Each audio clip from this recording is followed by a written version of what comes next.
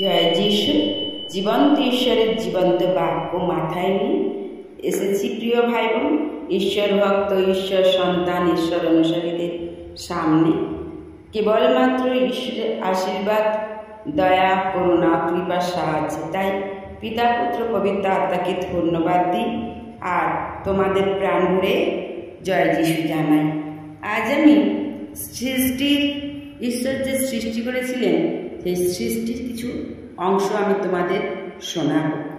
যে মানুষ খুব চতুর, তারা বড় বড় বাড়ি তৈরি করতে পারে, সুউচ্চ প্রাসাদ ও গির্জাঘর তৈরি করতে পারে। কলে কলে কারখানায় মানুষ সুন্দর সুন্দর বাড়ি নির্মাণ করতে পারে, ছোট ছোট শিশুদের জন্য সুন্দর খেলনা তৈরি করতে পারে। মানুষ কি সুন্দর গন্ধযুক্ত আসল ফুল তৈরি করতে পারে? না, মানুষ তা পারে না। মানুষ কি আসল পাখি তৈরি করতে পারবে, যে পাখি উড়ে উড়ে ঘুরে বেড়ায়? না, মানুষ তাও পারে না। এই নীল আকাশকে সৃষ্টি করেছেন, সূর্য এবং নক্ষত্রদেরকে সৃষ্টি করেছেন, ঈশ্বর করেছেন। একমাত্র তিনি এসব সৃষ্টি করতে পারেন। আমরা ঈশ্বরের কাছ থেকেই সব কিছু পেয়েছি। ঈশ্বর সব কিছুকে বৃদ্ধি দিয়েছেন, ফুলকে বড় করেছেন, গাছ আকাশের দিকে মাথা তুলে দাঁড়িয়েছে। মানুষ কাঠের জন্য গাছ কাটে, সেই কাঠ থেকে তারা টেবিল এবং চেয়ার তৈরি করে, তৈরি হয় আরও অনেক কিছু। ঈশ্বরই সব কিছু দিয়েছেন। এ কথা কি তুমি জানো? হ্যাঁ, প্রভুই সব কিছুই সৃষ্টি করেছেন। ঈশ্বর মানুষকেও সৃষ্টি করেছেন। এমনকি তুমি যখন খুব ছোট্ট ছিলে, ঈশ্বর তোমাকেও সৃষ্টি করেছেন। তুমি কি জানো ঈশ্বর কিভাবে সব কিছু সৃষ্টি করেছিলেন? জানো না? বেশ, এবার সেই কাহিনী আমি তোমাদেরকে বলছি। বহুকাল আগে ঈশ্বর স্বর্গ আর পৃথিবী তৈরি করেছিলেন। ঈশ্বর নিজে সেই স্বর্গে বাস করতেন, সমস্ত স্বর্গদূত সেখানে বাস করতেন। তারা ছিলেন ঈশ্বরের দাস। প্রথমে পৃথিবী একেবারেই খুব সুন্দর ছিল না। পৃথিবী ছিল খুব ঠান্ডা আর অন্ধকারে ঢাকা। সেই সময় ঈশ্বর বললেন, আলো হোক। হঠাৎ সেখানে আলো ঝলসে উঠল। কি সুন্দর! কারণ ঈশ্বর যা বলেন তাই ঘটে। প্রভুই সর্বশক্তিমান। প্রভু দেখলেন রাতে অন্ধকার ঘনিয়ে এলো। পরের দিন সকালে সেই সুন্দর আলো আবার দেখা গেল। দ্বিতীয় দিন হলো। ঈশ্বর বললেন, এক বিশাল নীল আকাশ হোক। সেখানে সাদা আর ধূসর রঙের মেঘ ভেসে বেড়াক। সঙ্গে সঙ্গে মেঘ দেখা দিল আকাশে। আকাশে ভেসে বেড়ানো মেঘের দিক তাকিয়ে দেখো, কখনো কখনো সেই মেঘ ছুঁয়ে বৃষ্টি নেমে আসছে। ফল গাছপালায় এবং প্রাণীরাও সেই জলধারার স্নিগ্ধ হচ্ছে, তারা জল পান করছে। কত সুন্দর! কখনো কখনো সূর্য সেই মেঘের আড়ালে লুকিয়ে পড়ে। তৃতীয় দিন এলো। ঈশ্বর বললেন, সব কিছু শুকিয়ে যাক, বিশাল জলরাশি ফিরে আসুক, ফিরে যাক সমুদ্রে। সেখানে তারা ঢেউ সৃষ্টি করবে। শুষ্ক ভূমির দিকে তাকাও, সেখানে রয়েছে ফুল, ঘাস, ঝোপঝাড় এবং গাছপালা। পৃথিবী ইতিমধ্যেই কত সুন্দরভাবে সেজে উঠেছে। পঞ্চম দিন এলো। সূর্য আবার উদিত হলো, কিরণ দিচ্ছে। পুকুরের দিকে দেখো, পুকুর ভর্তি মাছ খেলা করছে, ছোট বড় অনেক ধরনের মাছ। সমুদ্রে আরো অনেক বড় মাছ থাকে। সমুদ্রের ডলফিন আর তিমিরে দেখতে পাওয়া যায়। তারা কেমন ভাবে জল ছিটাচ্ছে দেখো। আকাশের দিকে তাকাও, পাখিরা উড়ে বেড়াচ্ছে আকাশে।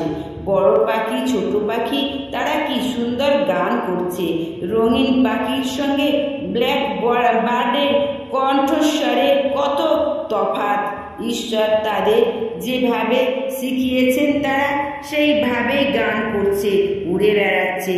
ঈশ্বর তাদের বাসা তৈরি করতেও শিখিয়েছেন।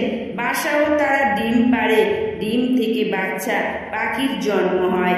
বাচ্চাদের মা বাবা বাচ্চাদের যত্ন নেয়। ষষ্ঠ দিনে ঈশ্বর কি সৃষ্টি করলেন? তিনি অন্য আর সমস্ত পাখি প্রাণীদের সৃষ্টি করলেন।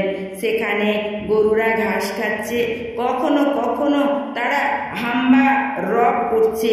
এর অর্থ ঘাস খেতে খুব ভালো। ছোট্ট পতঙ্গ আর মৌমাছি গুন গুন করতে করতে উড়ে বেড়াচ্ছে। ঘাস এবং বিশাল দেহী জলহস্তী ঘুরে বেড়াচ্ছে। রয়েছে আরো অনেক প্রাণী। ঈশ্বর সকল প্রাণীকে খাবারের সংস্থান করে দেন। এ বড় আশ্চর্যজনক। শুধু ঈশ্বরই তা করতে পারেন। বলবান সিংহ এবং বিশালকার হাতির জঙ্গলে ঘুরে বেড়াচ্ছে। প্রজাপতি ফুলে ফুলে উড়ে বেড়াচ্ছে। কাঠবেড়ালি গাছের ডালে ডালে লাফাচ্ছে। বাচ্চা ভেড়ারা মাঠে লাফালাফি করছে। এসব কি আশ্চর্য রকমের সুন্দর! প্রভু কত শক্তিমান, কত দয়ালু, কারণ তিনি সবকিছু সৃষ্টি করেছেন। মনে হচ্ছে পশু পাখি গাছপালা ফুল সবকিছু যেন আমাদের ঈশ্বরের কথা বলছে। সবকিছুই প্রভুর প্রশংসা গান গাইছে। ষষ্ঠ দিনে ঈশ্বর আরো অনেক কিছু বললেন। এবার সে কথাই বলি তোমাদেরকে। ঈশ্বর বললেন, আমি মানুষ সৃষ্টি করব। তিনি প্রাণীদের যেভাবে সৃষ্টি করেছিলেন এবার ভিন্ন পথ ধরলেন। তিনি কিছু মাটি নিলেন আর তা দিয়ে একটা দেহ তৈরি করলেন। কিন্তু দেহের মধ্যে তখনও প্রাণ নেই, দেহ সজীব নয়। তাই ঈশ্বর কি করলেন? তিনি সেই দেহের নাকে ফুঁ দিলেন। তখন তার মধ্যে প্রাণ এলো। একটি মানুষে পরিণত হলো। তার মধ্যে রয়েছে প্রাণ বা আত্মা। এর অর্থ সে প্রভুকে জানে।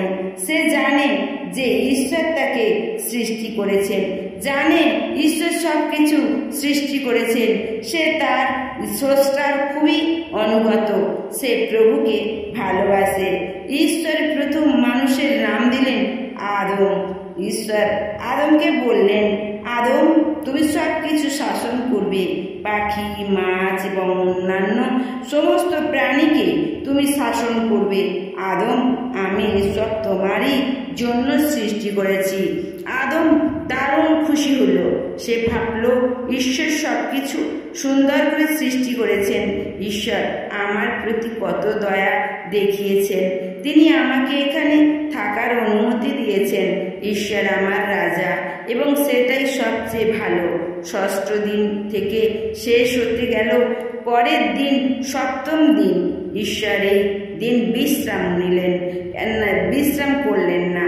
তিনি পরিশ্রান্ত নন, কিন্তু ঈশ্বর তার সৃষ্টির কাছ থেকে বিশ্রাম নিলেন।